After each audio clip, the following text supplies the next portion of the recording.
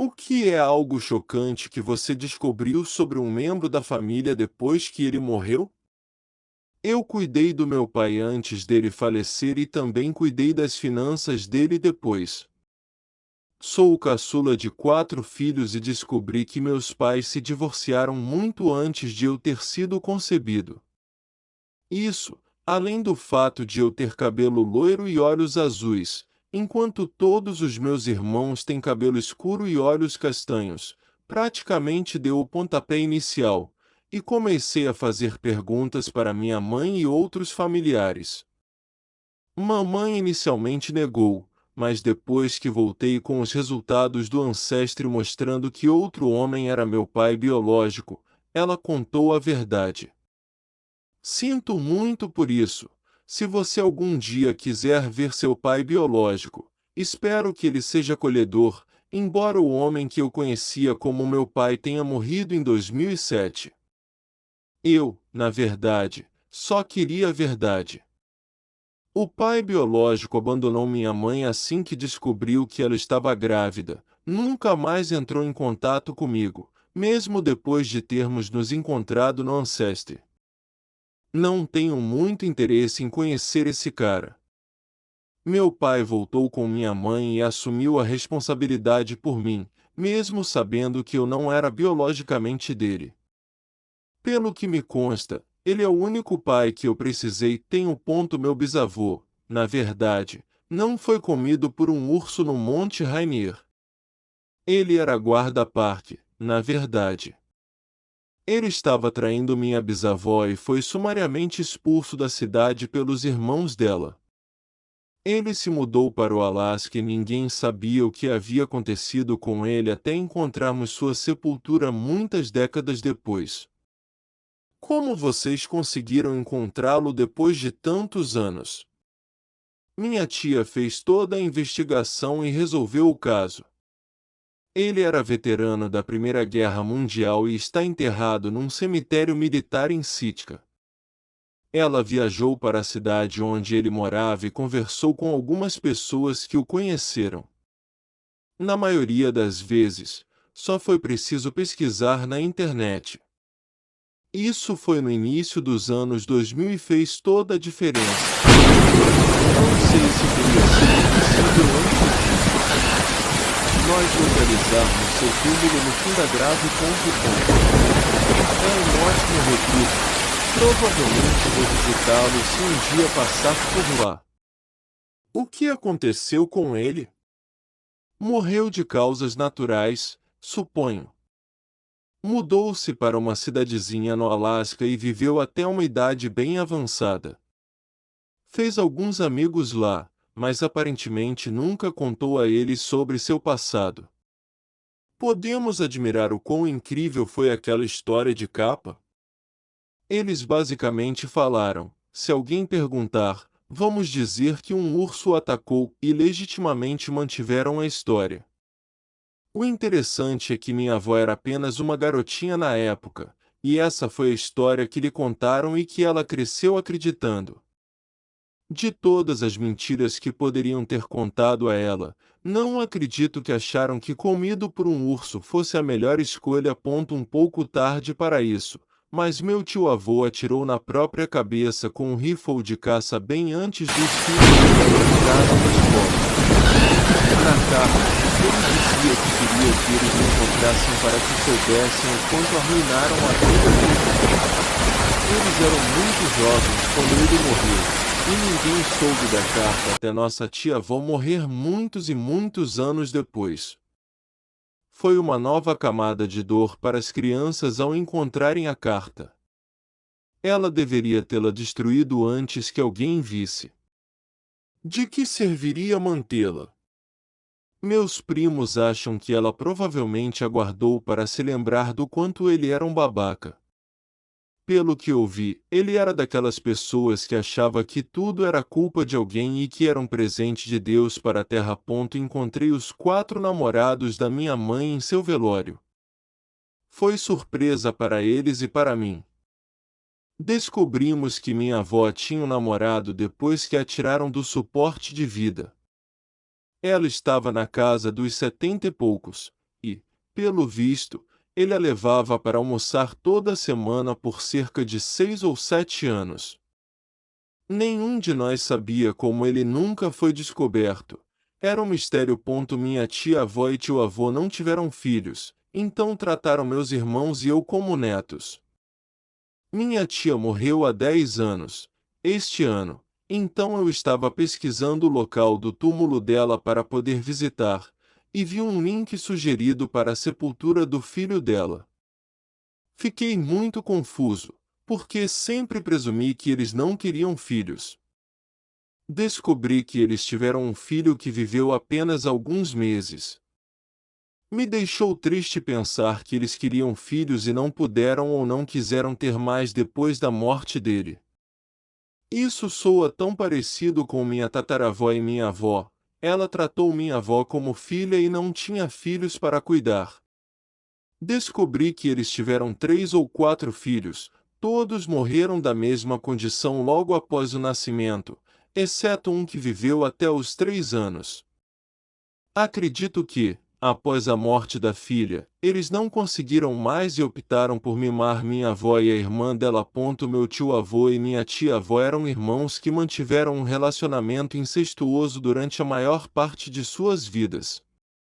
Moraram juntos nas últimas décadas de vida, o que eu sempre achei muito doce, irmãos cuidando um do outro na velhice. Algumas das minhas melhores lembranças de infância são de visitá-los e brincar em seu grande quintal com seus cães. Quando eu era pequeno, anos atrás, estava conversando com meu pai sobre o quanto sentia falta deles, quando ele, sem querer, me contou que os dois eram incestuosos desde a infância. Minha mãe confirmou, rindo de mim como se eu fosse estúpido por não saber, quando era óbvio, já que aparentemente todos na família sabiam, menos eu. Eu já tinha postado sobre eles na minha conta antiga. Alguns problemas familiares recentes os trouxeram de volta à tona. Todas as minhas boas lembranças agora parecem questionáveis e continuo pensando em pequenos detalhes sobre eles que fazem sentido de uma forma bem diferente.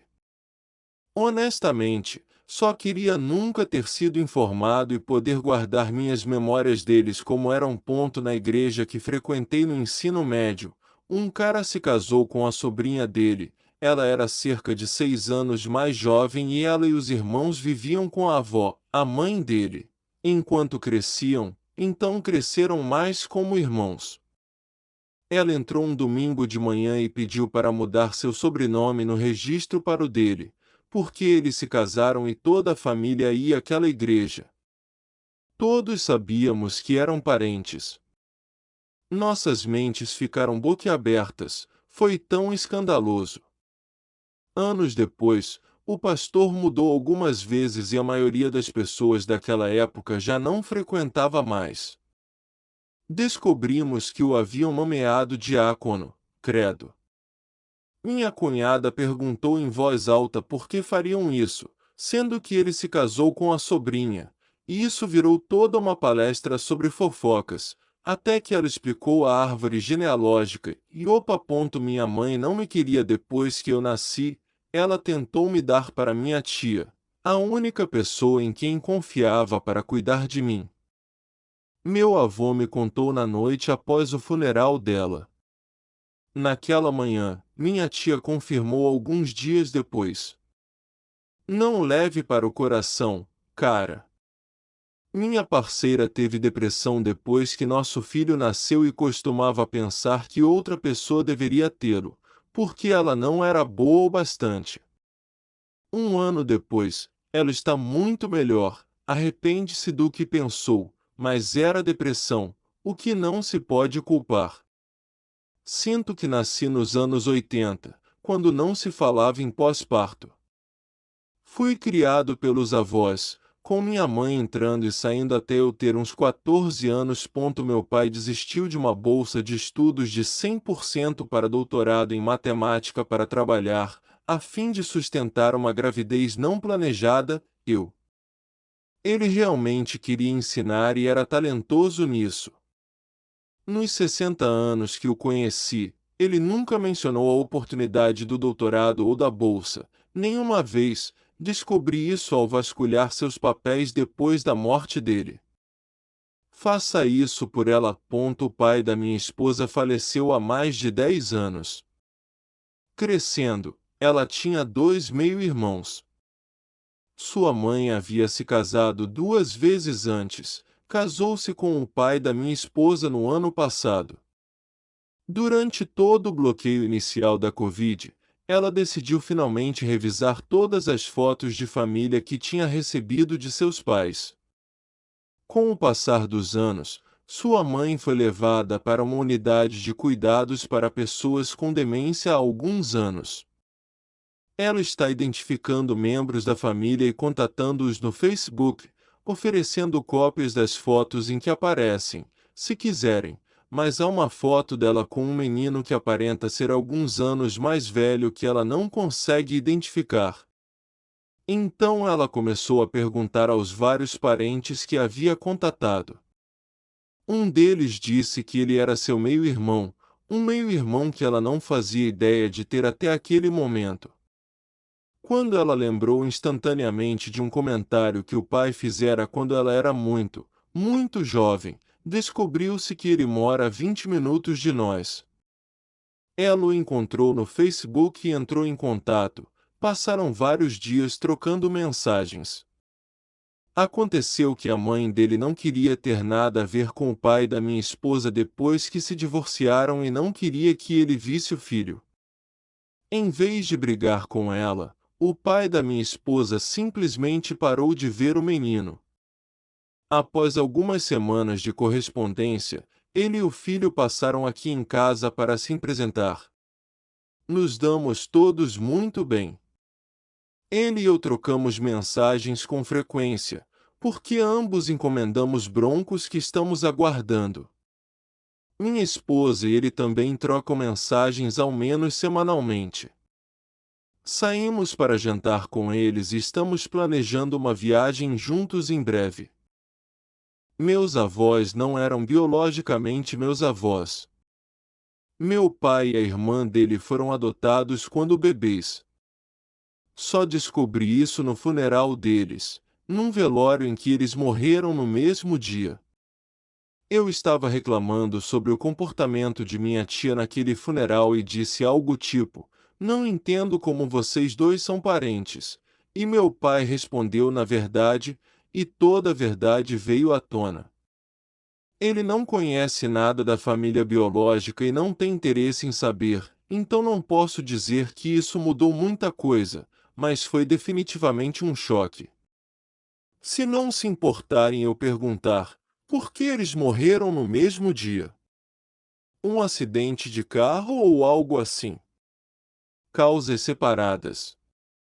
Meu avô estava em cuidados paliativos e sabíamos que ele estava morrendo, então, quando recebemos uma ligação naquela manhã da casa de repouso, esperávamos que fosse dele, mas descobrimos que minha avó teve um derrame e morreu muito rápido. Fomos nos despedir dela, vimos o vovô e contamos o que aconteceu, nos despedimos dele, só por precaução, e ele faleceu algumas horas depois. Pessoalmente, fico feliz que eles nunca tiveram que passar um dia longe um do outro. Descobri que meu namorado me traiu depois que morreu.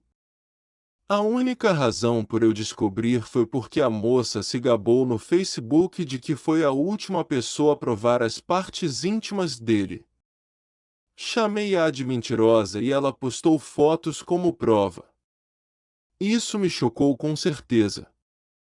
Provavelmente a coisa mais rasteira que já ouvi na vida.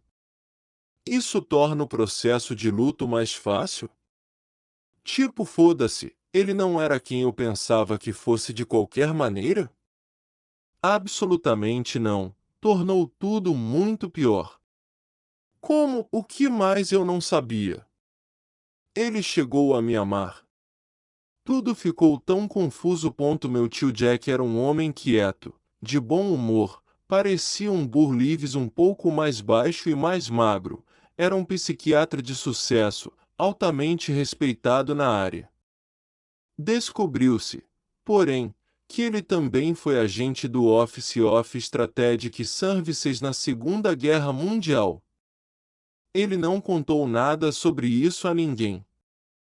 Seus dois filhos, um advogado e um Army Ranger, perguntaram, mas ele não disse uma palavra. Há 4 anos, meu pai morreu num acidente.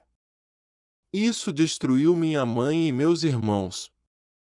Ele e eu nunca nos demos bem, então fiquei triste, mas não tanto quanto minha família. 1 ano depois da morte dele, minha mãe me deu o desktop antigo dele quando o meu pifou. Descobri que ele estava traindo minha mãe há anos quando esbarrei numa pasta onde guardava todas as fotos, vídeos, etc. A maioria só online, mas ele encontrou uma mulher durante uma viagem a trabalho. Nunca contei isso à minha família e acho que nunca contarei. Meu padrasto era molestador de crianças. Molestou minha prima. Minha mãe e minha tia encobriram e nunca contaram à minha avó. Infelizmente, isso não é incomum, especialmente nas gerações mais velhas. Sim, é possível que meu avô tenha feito isso, mas ninguém sabe ao certo. Quando ele e minha avó brigavam, ela o calava dizendo: "Vou contar o que você fez", e ele ficava quieto. Meu pai sempre se perguntou se ele não era um estuprador ou assassino ou o que o levou a deixar 2 negócios bem-sucedidos no oeste da Irlanda para morar num casebre imundo em Warrington em meados de 1920. Sempre pensei que fosse escassez de comida que o levou à Inglaterra, mas pode ter sido que ele fugia da lei. Sabemos que ele contrabandeava armas para o IRA desde Glasgow e recebeu uma medalha de serviço de Amanda Valera. Descobri tudo isso quando perguntei ao meu pai sobre o histórico de doença mental na família, quando fui diagnosticado bipolar no ano passado.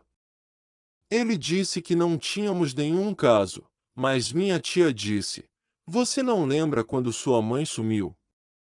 Meu pai e as 2 irmãs mais velhas foram para o orfanato e as 2 mais novas foram para outra família. Passou quase 1 ano e um dia, todos foram reunidos e devolvidos à vovó, que nenhum deles tinha notícias o tempo todo, mas o pai simplesmente sumira. Descobriram o que aconteceu por outro parente. Puta que pariu! Outra coisa que ela admitiu quase 20 anos depois, em leito de morte, ela não morreu naquela vez, mas achava que meu tio bebê era fruto de um caso com o chefe dela. Quanto ao pai do meu pai, quando meu pai tinha pouco mais de 20 anos, ele trabalhava como garçom, algumas cidades além de onde cresceu, quando o pai dele entrou com a nova família. Ele anotou o pedido, levou a comida, receberam a conta e foram embora. Ele sabia sem dúvidas que era o pai, mas ele nunca o reconheceu. Parecia que ou não o reconheceu ou simplesmente não quis. Ele achou que o chamou em determinado momento, mas o pai estava falando com um novo filho, que tinha o mesmo nome. Meu pai é Júnior e o novo também.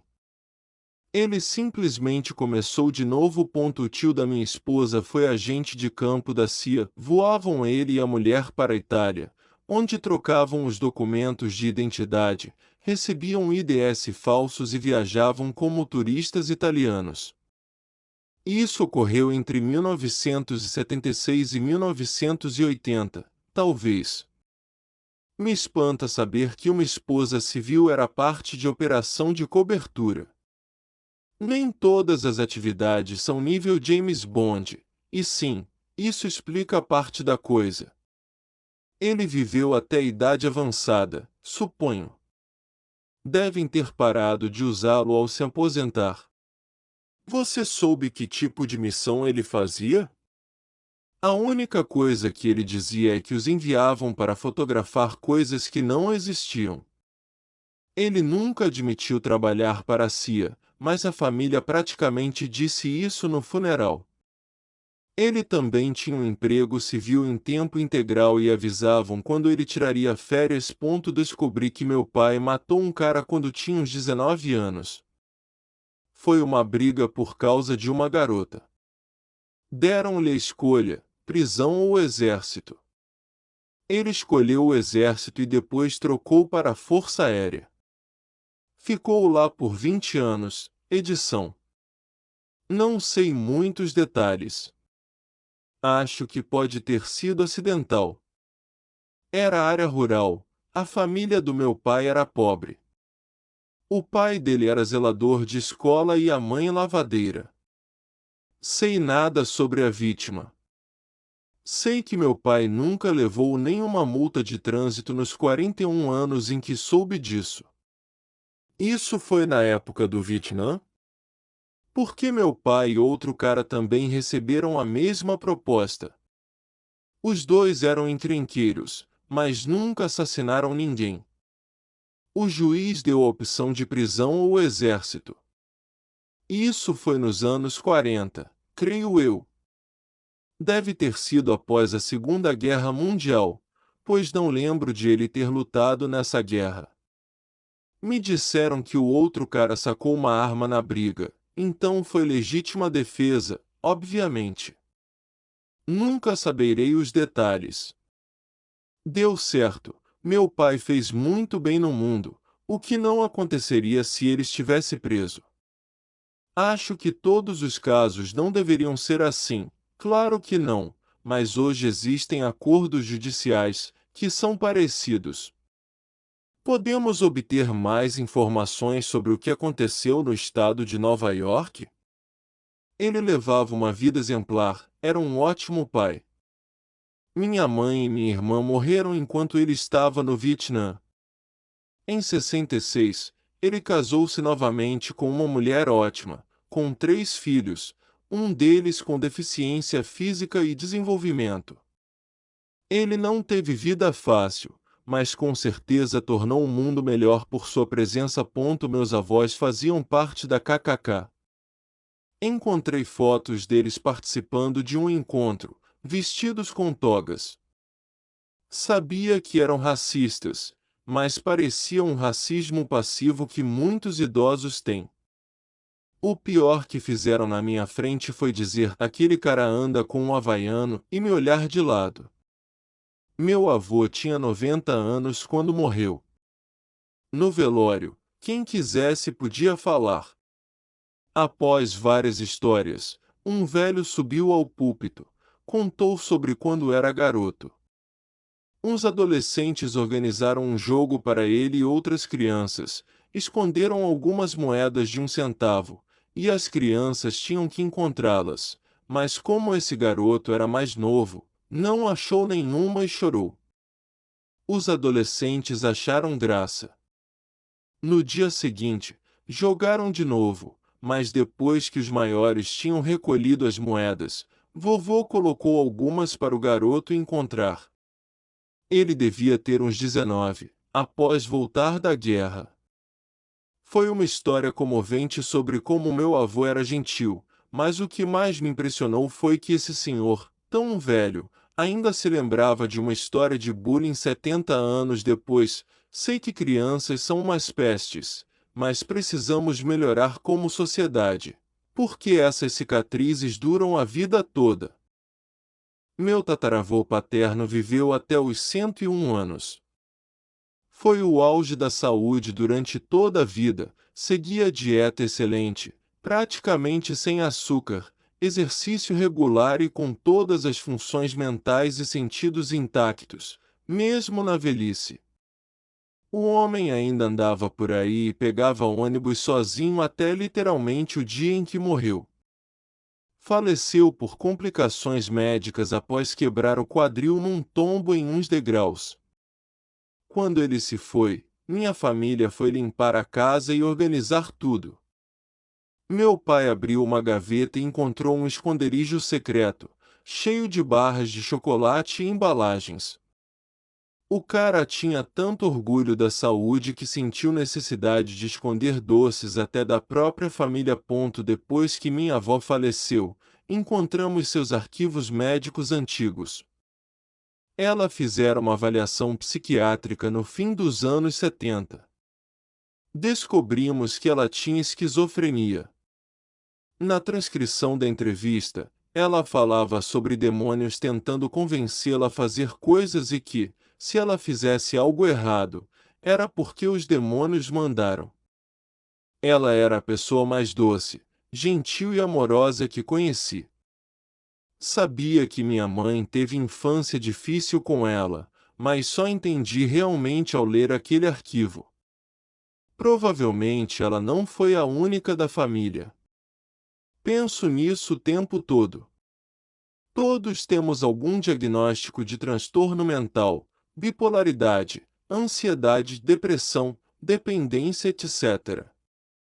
Mas estou lidando com uns problemas atualmente, como pensamentos intrusivos e pequenas alucinações auditivas, não vozes. Estou fazendo avaliação na quarta-feira. Ela foi curada? Não costumo ouvir sobre esquizofrenia curada. Acho que ela nunca foi tratada. Para ser sincero, ela sempre foi meio excêntrica, falava sozinha na mesa da cozinha e às vezes andava de lado pelos corredores. Não faço ideia de como conviveu com isso, mas viveu até os 82. Criei uma conta descartável para isso. Quando eu tinha 16, minha mãe e eu vivíamos na pobreza. O contrato de aluguel da casa estava para vencer e não seria renovado. Os novos proprietários queriam fazer reformas urgentes na casa, pois ela nunca passará em nenhuma inspeção desde que nos mudamos. Não tínhamos para onde ir. Do nada, apareceu o tio-avô da minha mãe e nos ofereceu para morar com ele. Ele fora o tio favorito dela quando ela era criança, mas haviam perdido o contato antes de eu nascer. Descobrimos que ele morava a poucas horas de distância e precisava de ajuda para viver. A saúde dele estava ruim e piorando. Minha mãe cuidou dele, levando-o a consultas médicas, ajudando após cirurgias, etc. Por anos ela fez isso e, em troca, ele cuidou não só dela, mas de mim e até de alguns amigos meus. Ele e minha mãe eram as pessoas mais gentis e generosas que já conheci. Por muito tempo, eu dizia a todos que ele era como o pai que nunca tive. Ele morreu logo após o Natal, cerca de 14 anos depois, numa semana do meu 30º aniversário. Aconteceu de ele entrar no hospital no meu aniversário e menos de uma semana depois ele se foi. Foi uma cirurgia a mais do que ele pôde suportar. Fiquei com minha mãe o máximo que pude, ajudando-a a decidir os próximos passos. Ele deixou um testamento deixando tudo para ela, a casa, as contas bancárias, tudo, mas o testamento desapareceu. Ninguém sabia onde estava. Procuramos por toda parte, mas nunca o encontramos. O que encontrei, porém, foi uma certidão de casamento. Minha mãe era casada com o tio-avô dela há mais de uma década. Veja, um dia ele entrou no hospital para uma cirurgia e, no processo, os médicos perceberam que precisavam de segunda cirurgia. Em vez de mantê-lo sedado, tiveram que acordá-lo bastante para consentir na segunda operação. Como tia, minha mãe não tinha direito a opinar, por que não nomeá-la procuradora? Ele tinha um excelente plano de saúde e aposentadoria, tornando-a esposa. Ela entrou no plano de saúde dele. Ela estava envelhecendo. Eles tinham cerca de 10 anos de diferença e precisavam de cuidados odontológicos e oftalmológicos. Ela também se tornou beneficiária do seguro de vida dele após a morte, além de receber parte dos benefícios do seguro social e de veterano, garantindo seu sustento depois que ele se foi. Nunca pude chamá-lo de padrasto em vida porque não sabia de nada. Minha mãe sempre teve medo de eu não entender ou me julgar. O relacionamento deles não era físico. Minha mãe é sobrevivente de abuso infantil e repudia sexo, e a saúde dele era tão frágil e os remédios tão fortes que ele não podia fazer nada do tipo. Entendo por que não contaram, hesito em contar a outros. Não é um segredo sombrio ou algo do qual me envergonhe, pois sabia que o relacionamento não era sexual, mas definitivamente precisava de explicação, e não é fácil prever como alguém reagirá. Como o Estado reconheceu que era legal? Achei que não era permitido casar com ninguém mais próximo que primo de primeiro grau. Nunca pesquisei a lei, mas, como ele recebia benefícios estaduais e federais, trabalhou para o Estado e era veterano de guerra, e agora minha mãe recebe parte desses benefícios, suponho que tudo foi legal e dentro das normas. Ela já estava na menopausa e ele uns 10 anos mais velho quando se casaram, talvez por isso tenha sido permitido. O que aconteceu depois? Ela ainda recebeu a casa? Infelizmente, não. Ele tinha uma ex-mulher cuja família ofereceu garantia para ficar com a casa.